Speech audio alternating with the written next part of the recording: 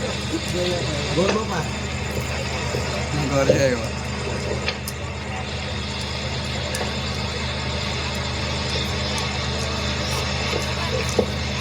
એટલે વો એ વો ક્યાં ગઈ અહીંયા તો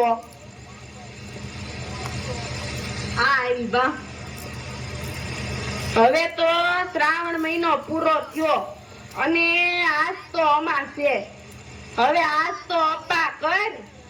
હારું લ્યો બા આ જમા છે ને એટલે હું એકટાણું કરે બસ રાજી રહેજો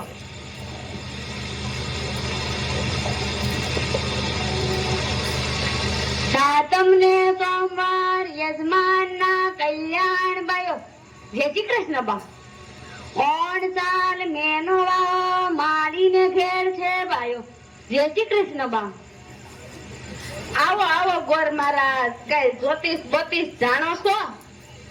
હા મારી જ્યોતિ બોતી કાગરાશી બધું જાણું છું અને દક્ષિણા બરાબર જાણું છું બોલો ડોશીમાં તમારે શું પૂછવું છે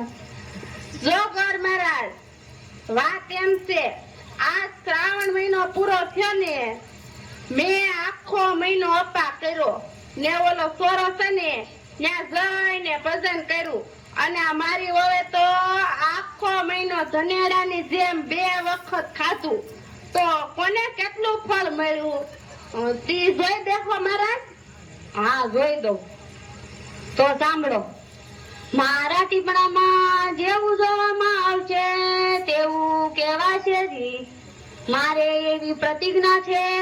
કે જૂઠું ન બોલવું જી તો તમે સાંભળો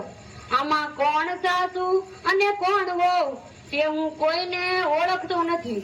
તો જેવું મારા ટીપણામાં જોવામાં આવશે એવું કહેવાશે તો સાંભળો જી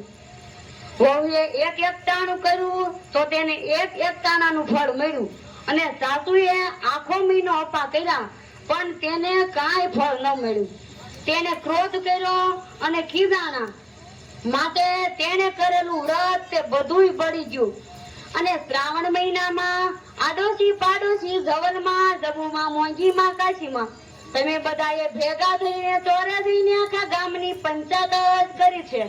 તેનું પાપ લાગ્યું માટે જો સાસુ એક ચાંદ્રાયણ વ્રત કરે તો પાપમાંથી મુક્ત થાય નહીતર જમપુરીમાં જાય આ હું જે કહું છું તે સત્ય વાત છે આ મારા તળિયા વગરનું ટીપણું બોલે છે આ ટીપણું મારા બાપાના બાપાના ઈનાય બાપાએ ગાંધીજીને આપેલું છે તો લાવો બા દક્ષિણા